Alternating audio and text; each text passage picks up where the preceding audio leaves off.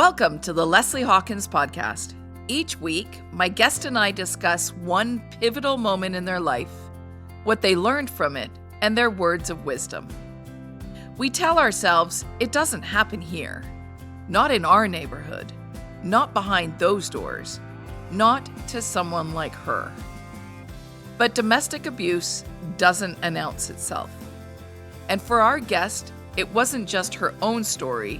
It was a pattern that had quietly shaped the generations before her, until she chose to make it stop. Finding herself in a domestic abuse situation with children to protect, she had to rebuild physically, emotionally, and financially, not just for her, but for them. In the hardest season of her life, she found Yellow Brick House, a place where she felt safe, where she felt seen, with 3 simple words: I believe you. The community offered a quiet, steady reminder that she was not alone and that support changed everything. This is a conversation about survival, courage, and the extraordinary strength it takes to break a cycle, and what becomes possible when you refuse to let the past write the future. Welcome to the Leslie Hawkins podcast. I am so grateful that you are joining us here today. Please welcome today's guest, Meeta Gandhi. So Meeta is a public service leader.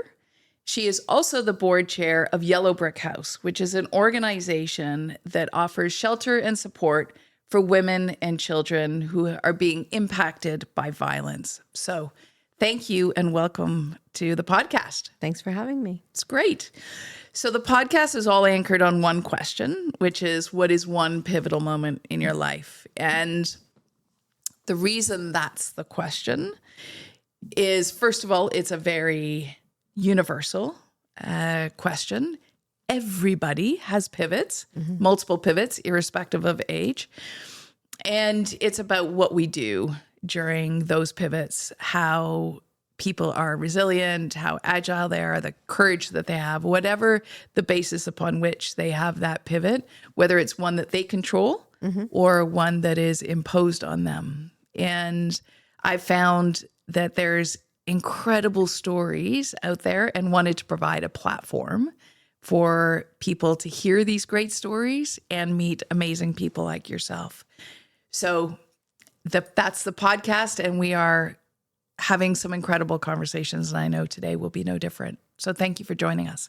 Thank you for having me. And I applaud you for starting a podcast like this. When I first found out about it, I thought, well, that's actually a really interesting question. Yes. And it made me pause and think, what have been my pivots in my life? And we all have lots, it seems. It's just I always find that there's one salient moment that becomes that one pivot for you, upon which other decisions and other pivots come. So let me ask you, what is one pivotal moment in your life? Well, as you mentioned, people have many pivots, but I will say the one major pivot in my life was when I found myself experiencing domestic violence and being identified as a survivor of domestic violence. And everything happened, I guess, quickly, but in some ways slowly. Violence isn't something that just happens overnight. It starts in bits and often just with yelling and shouting and then pushing and shoving, and then something happens that's pretty epic. Yes. But domestic violence is not just about, physical hitting. There's a whole range of violent types that people use. But the one pivotal moment was when I was experiencing domestic violence. It was pretty severe. And overnight, I became a single mom. Oh. So he had to be taken out of my house. And I had to start a new life. Okay. And it wasn't just one moment. It's a slow, steady incline that you experience? My experience is typical of other experiences, and Okay. I'm not going to say the whole relationship was awful, and Yeah. it was a constant 'Cause battle. you have I have children with that children, person, and yes. definitely there were happy moments. But there are stressors that happen in relationships, and what you do with those stressors matters. Yes. And in this case, they just got very extreme, and it resulted in domestic violence. And sometimes it starts with yelling, and I'll just say this generically, it can start with yelling and screaming. It can become name calling. There can be financial abuse. There could be psychological abuse. There could be situations where the partner says to the survivor, I hate to use the word victim. I'll say the partner and the survivor, call them names, belittle them, Yes. gaslight them. And then it can erupt into physical violence. Yes. And usually people don't leave a relationship after the first instance of physical violence or Right. abuse of any kind. It takes, I think the statistic is 23 instances of abuse before somebody will actually leave. Really? Yeah. Well, somebody will decide that it's enough. Oh my goodness.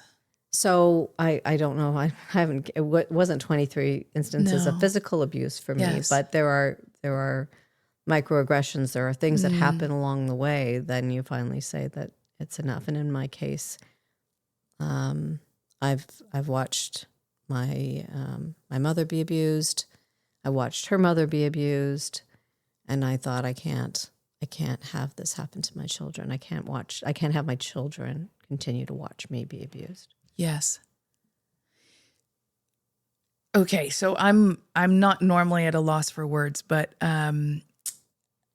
23 instances that really, that's a crazy stat. Yeah. Okay. I'm well, first of all, grateful that wasn't your experience, but you at that moment had the courage to say no more.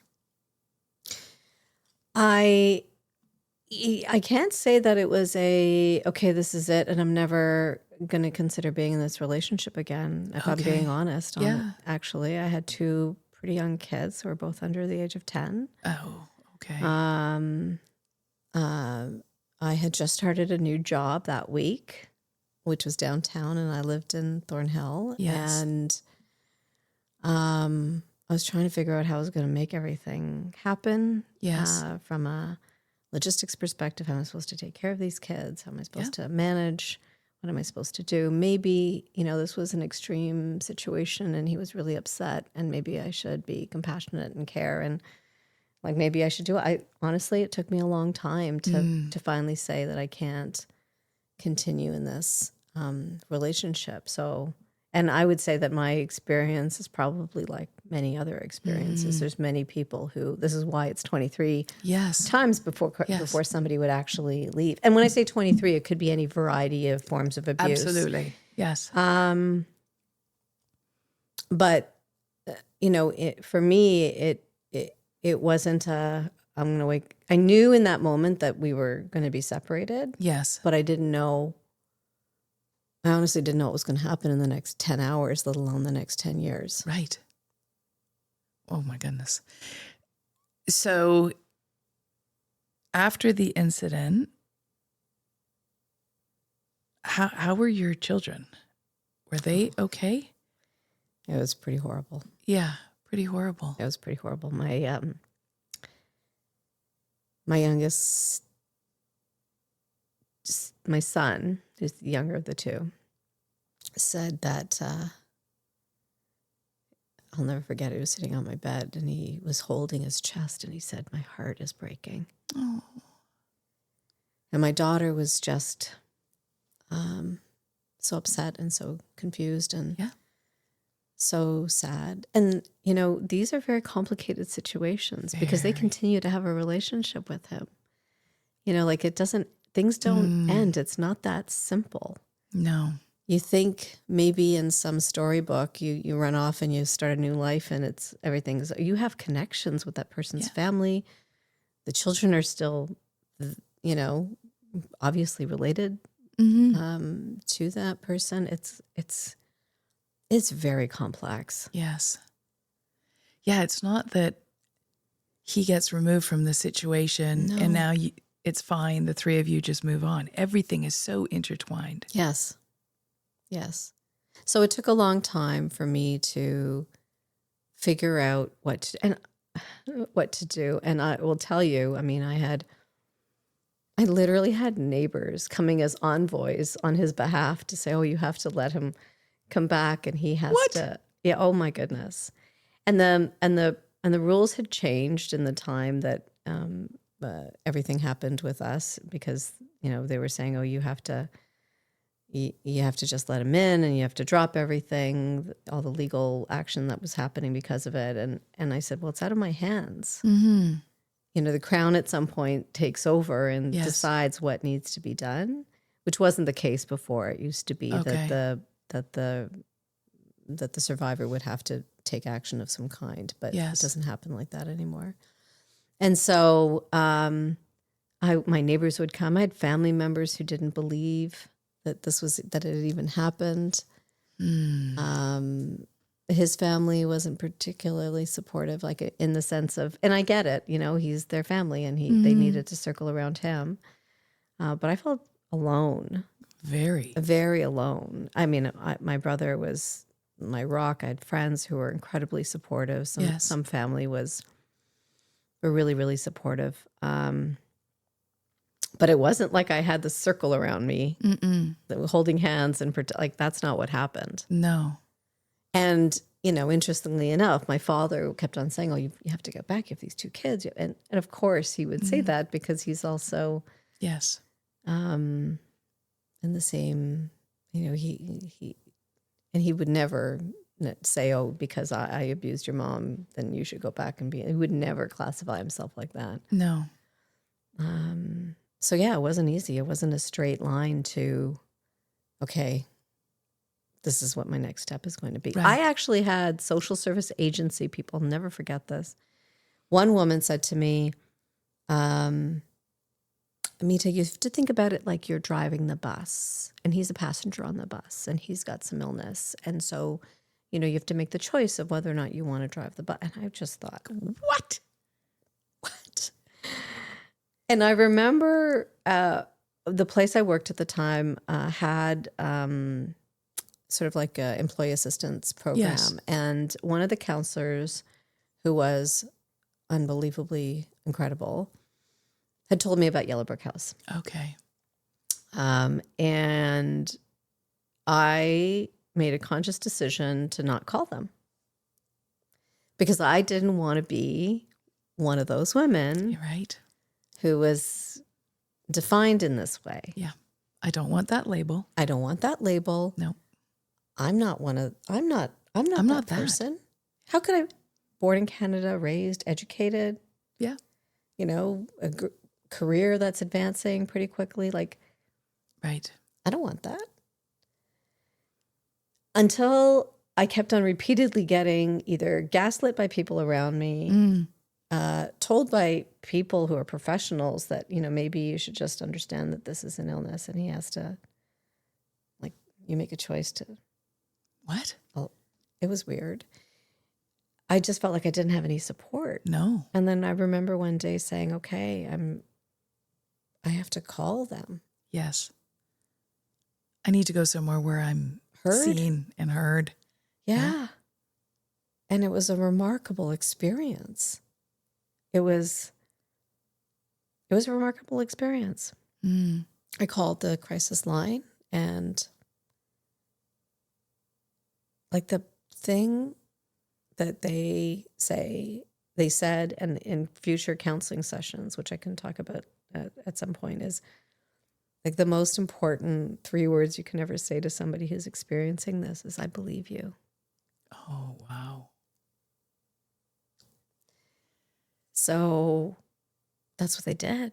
Yeah. They listened and they heard and they they said, okay, these are the things we can do. Are you safe? Are your children Yes. safe? You know, that's the number one concern. Absolutely. You know, we have an event every year at Yellow Brick House, a walk in November. And the part of the ceremony, we have it at St. Andrew's College. And part of the ceremony is we take these purple ribbons and we tie them on a lamppost. And the ribbons represent all of the women who'd been killed in Ontario over the past year. And when you start seeing them go up and up, there's not one or two, 10, 20, 30 killed, or children, women or children or both. Yes. Because of their gender. Mm-hmm. It's pretty remarkable. The pictures are mind-blowing. That's horrible. It is horrible. I mean, it's a representation that really, I'm sure, strikes a chord when you see all those ribbons. You can't ignore them. No, you can't. It's very, very, very evident. Mm-hmm. So eventually I called Yellow Brick House and I had that call, and then I was pointed to different resources that could help me, and Amazing. they helped me. I find it interesting that the response from many around, and I'm sure many women experienced the same response you got. Mm-hmm. It was just a one-off. It's all good. Just take him back. He's got an illness. Like, it's your responsibility to compensate or to fix or to accept. Mm-hmm. For the people who do come to Yellow Brick House, is it a common occurrence that the community around them just says, this is, like, you just need to, like, this is fine, just, you'll be okay? So yeah, I think I can't say, statistically if it's a common experience. I can speak to my experience, and it was definitely there that, you'll be okay. I think culturally there's an impact, and I'm from the South Asian community. Abuse happens all of the time, and you hear about this happening in all their communities, and you are not to talk about it. Oh. This is not something that you go and say anything about. You keep it to yourself. Oh. Anything that happens within your house, you keep within your house. That's very much a cultural practice. And, or norm or rule, I don't know. Yes. So to speak out, like, what will people say is usually the mindset. So when you start to hear that, I can almost guarantee that you're going to have instances where people are not going to disclose that there's gender-based violence in their homes. Okay. So, and you'll often see pockets of communities that will where this is very common, where it's normal. In our community, it is, I would say, in the South Asian community. Yeah. It's very normal. It doesn't happen in every house, no, but it definitely does happen. Yes. But people don't talk about it. No. Because they're worried about what will people say. Right. And it's one of those things, like, you have no idea what's going on behind closed doors of anyone's house. And the idea that there would be neighbors that would be experiencing this is mind-blowing. Because quite frankly, you just don't think it happens in your neighborhood. And yet, for sure it is. Well, earlier I talked about not wanting me to be identified as that person. Yes. Part of that is probably from that from that mentality of, well, then if I identify myself, then people are going to know. Right. And people are going to hear my story and they're going to say, well, how could that possibly happen? Right. What did she do? Right. He's such a nice guy. He's such a nice guy. Yeah. The persona of people who are, in many cases, abusers isn't the down and out, person who doesn't participate in the community. It's often somebody who is very dynamic. Yes. So that's why people don't believe it. Okay. So you're in a situation where I'll talk about my mother's situation. My dad's form of abuse was like every kind: financial, emotional, psychological, and physical. Okay. And so he restricted her access to people. He didn't want her to have friends. He didn't want her to communicate with her family. He would look over the phone bills and see, well, why did you place this call to wherever? And so she didn't have the resources to do anything about it. Financially, she was dependent. Like, I mean, it was like every kind. Wow. And people thought we were the ideal family in the community, right? Right. The only time you have to worry is in the summertime if the windows were open and God forbid somebody heard you. Yes. Okay. But you would just pick yourself up and say, okay, I'm fine. And it was remarkable. Wow. I think about it. I think about what I saw as a child and experienced. It was remarkable. And so can you talk a little bit about the generational impact, because you saw your grandmother and your mother and then yourself, and you said no more, but that there's a pattern, and I appreciate the cultural, not norm, but how does it keep going generation after How is generation? it contagious? It's contagious. Okay, contagious. Okay. So what ends up happening is, and this is one of the factors that really turned me to make a decision to contact Yellow Brick House. I saw a statistic that 70% of children who witness abuse will become abused or abusers. I don't know if the 70% is exactly accurate, but it was enough of information for me to say, I'm not going to have my children become a statistic. No. And I knew I was. Okay. And I knew my mother was.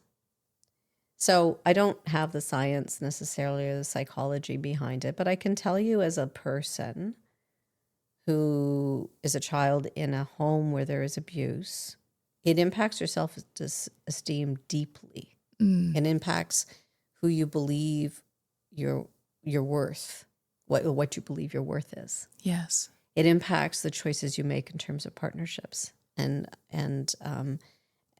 we tend as human beings to gravitate to what we know. How often do you hear people say, "Oh, I met somebody and they're exactly like my dad"? Yes. Well, I met somebody who was exactly like my dad. I just you tend to gravitate towards what you know, and you don't necessarily know that it's going to be abusive at the beginning. You take your stance and it's going to be a particular way, but you don't necessarily know. And then you're in it. And then things happen. And often I'll speak for myself. I wasn't the most confident person growing up. I don't think I really gained confidence until I was in my 50s. Okay. I think that it took a long time to shed those layers of, you're not necessarily deserving, or, these happen, you have to take it on. Even those counselors who said, yes, you have a choice to drive the bus. Like, what? Yeah.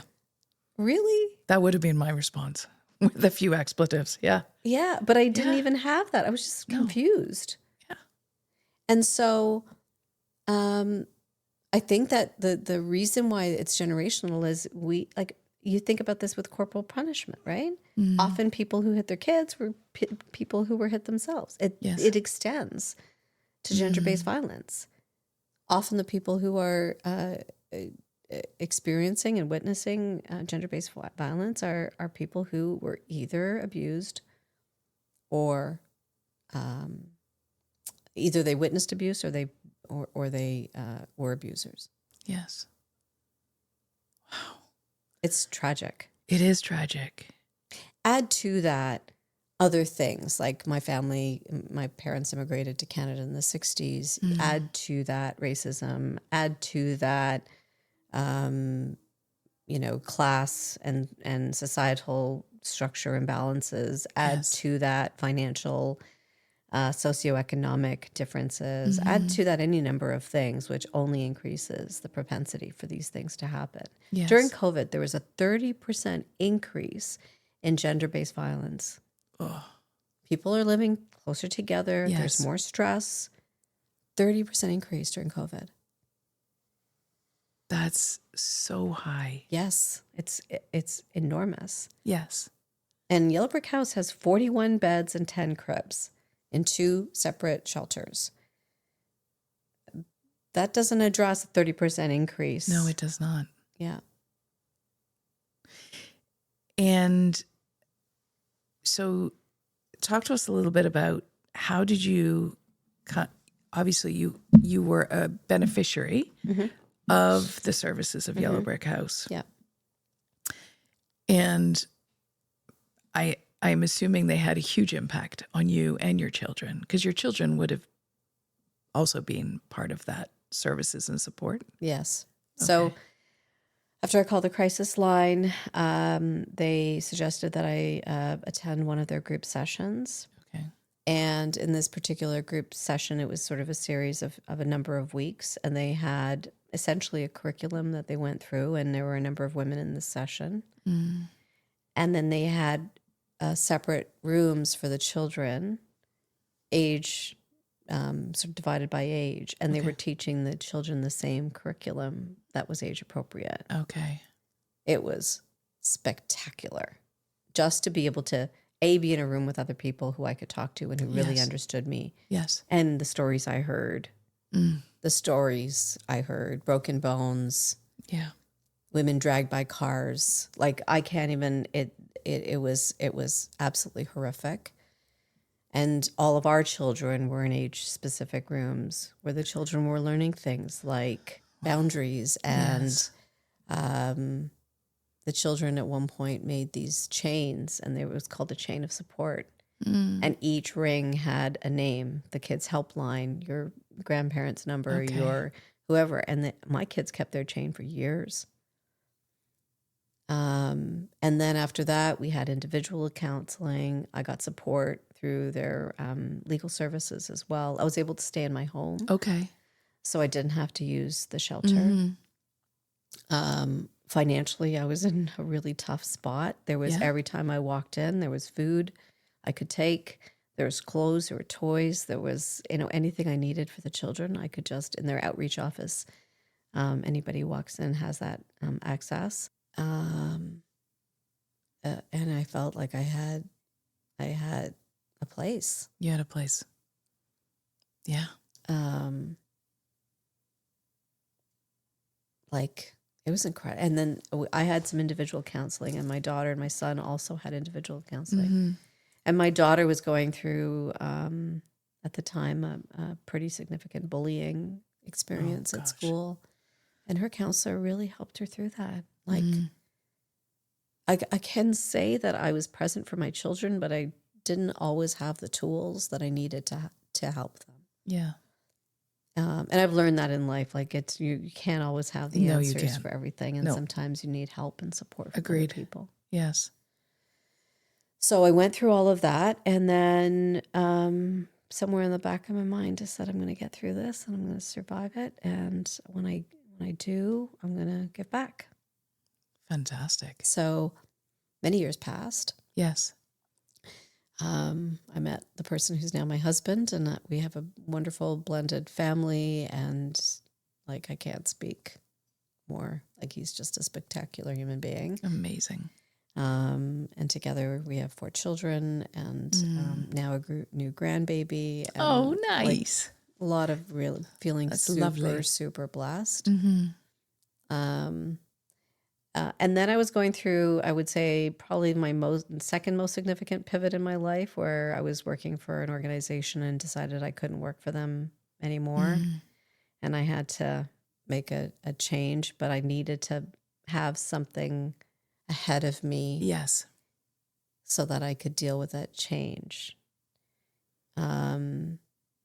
And I'd always thought about joining Yellow Brick House, so I reached out to them and said, I'm interested in joining your board of directors. And they didn't have a spot in that moment, but I was invited to join the governance committee as a community member, and then I joined the board. Great. This was back in 2020, I think. Okay. And now I'm just ending my second year as the chair. Amazing. Yeah. So good.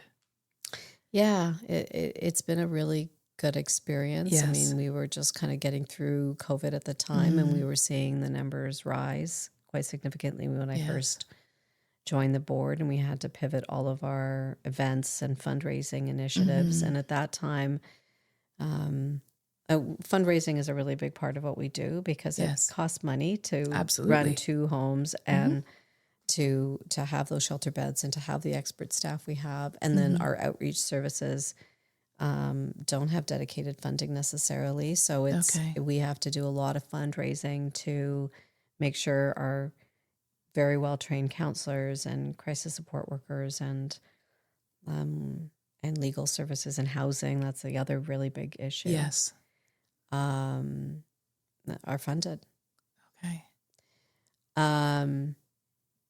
Yeah, so it's a huge privilege to be on that board. That's amazing. Mm-hmm. At one point, you were still staying in your house, but you were working full time. Mm-hmm. I'm going back a little bit here, but did people at work know? Or did you that's a just good question. show up at work with a smile on your face that day? Like what did that look like? So, I had started a brand new job Right. on Monday, and this incident happened on Friday. And it was obvious that I had been in some type of altercation. Mm-hmm. There was bruising and other things. I put on a whole lot of makeup and I went to work, and my body was so sore. Wait a second. What? Yeah. I went to work. And I didn't say anything to anybody. Yeah. Wow. Okay. I called my children's teachers. Okay. And I told them what happened. And they were incredible. Mm. They were really incredible. And I went to work. Because I just, whenever, I've often been asked the questions how did you do it? Yeah. And my answer to that is I didn't have a choice. Mm. I honestly don't know what would have happened if I didn't have children. Yes. Probably would have crawled in a hole somewhere and disappeared. Mm. But I had 2 children, and I had no choice. Yeah. And I couldn't screw up this job. Mm. Somebody had given me an opportunity. It was in acting. I worked for the federal government at the time, and this woman who was more or less a mentor to me had said, hey, I've got this opportunity. Do you want to give it a try? Right. And so I said, okay. And I didn't know what the scope of the job was until I showed up. And it turned out I was asked to be the director of settlement programs for newcomers for all of Toronto and York region. Oh.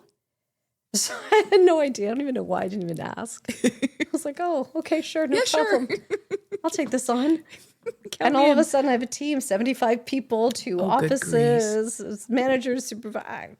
I can't A, not show up. Yeah.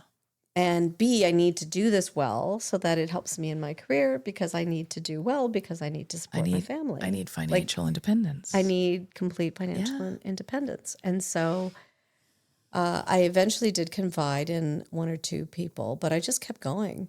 I just kept on going and going until this was February.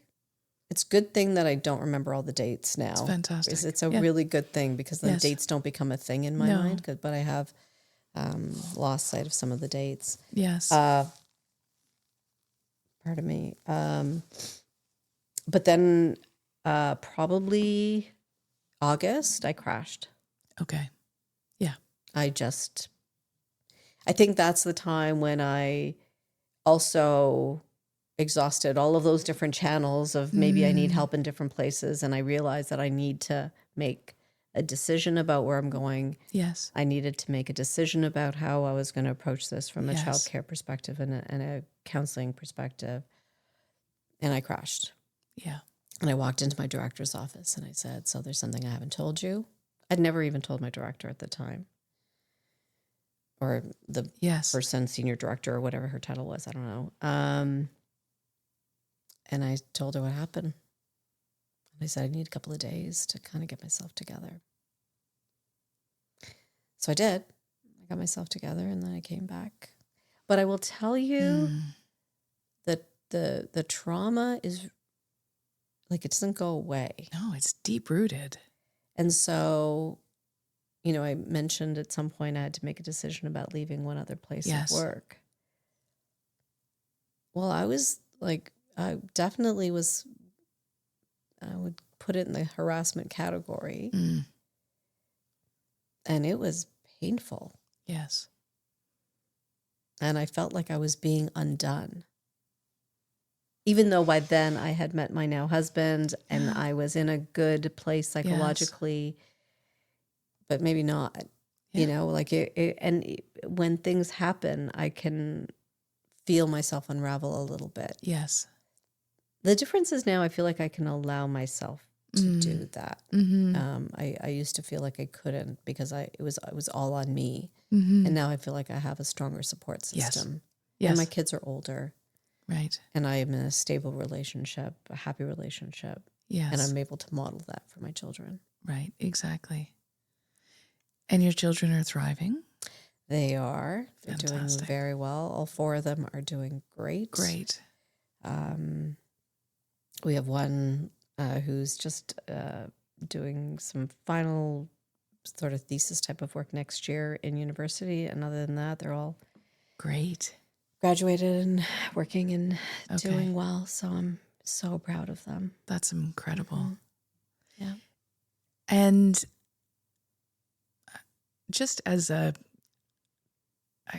I'm curiosity, because now you're in a happy, stable relationship. Mm-hmm. How did you learn to trust again? That's a really good question. He will tell you, and I will tell you that I kept on saying I'm waiting for the other shoe to drop. Yeah. Can't be this good. I was in that state for years. I was looking for, you know, I knew he was not ever going to be abusive because of some of his own life experiences. I knew that was not going to happen. Yes. I knew that. But I couldn't believe I kept on trying, you know, pinch myself. Is this possible to have a healthy, good, constructive, happy relationship?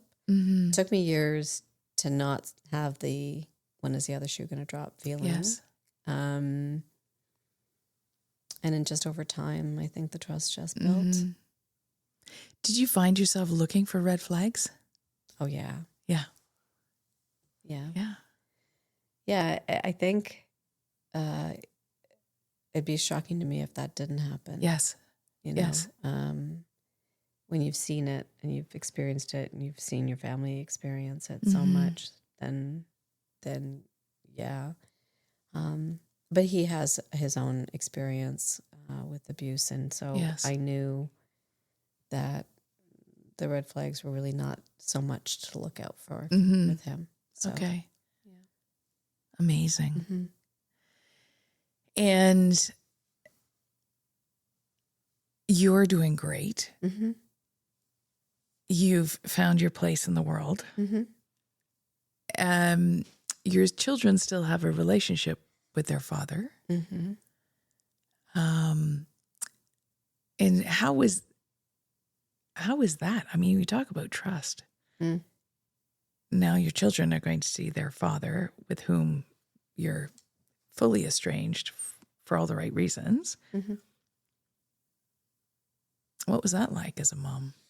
Well, first of all, I can't say I'm fully estranged because we still have children together. Right. Okay. You know, so the kids, you know, we didn't have joint custody. I had sole custody, but Okay. I also had a responsibility to inform him of things, and he was part of their life. So, no, it wasn't. I'm never going to talk to you again. I initially was talking to him with some regularity. But as my kids are in their 20s now, and so I rarely have conversations, but I will from time to time. Okay. So I can't frame, like, to be able to move on these types of, I know what happened. Yes. It's like one of those forgive, forget situations. Now, I can't do either, really, but I can put it aside. Okay. And I've had to. I can't identify myself as, you know, enter every conversation in a defensive mode or in a protective mode, because that's really not going to serve anybody. And I really have learned that anger is a exceptionally draining emotion. It's exhausting. It is exhausting. And so I don't feel that. Okay. You know, he's made some pretty significant mistakes, and they've impacted his life. Yes. I don't feel sorry for him. I feel sometimes I feel a bit sad that, you know, does come to that. Yeah. That it came to this. But he's moved on with his life, and he has his own life and his own circle and his family. He's got a solid family, and so he has all of those things. So the kids, it depends. Like, you know, I would say with my son, things have pretty much been steady all along. Okay. Things maybe not so much with my daughter, a little up and down, but I think that that's common. And she was older and knew more about what was being experienced, and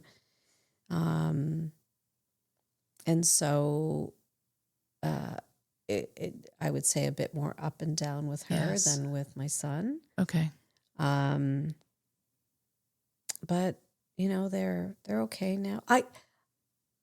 One of the things that they teach you when you're going through separation, you file for separation papers. The court system will make you go through a mandatory information session to say this is what you're going to expect as you go through this process.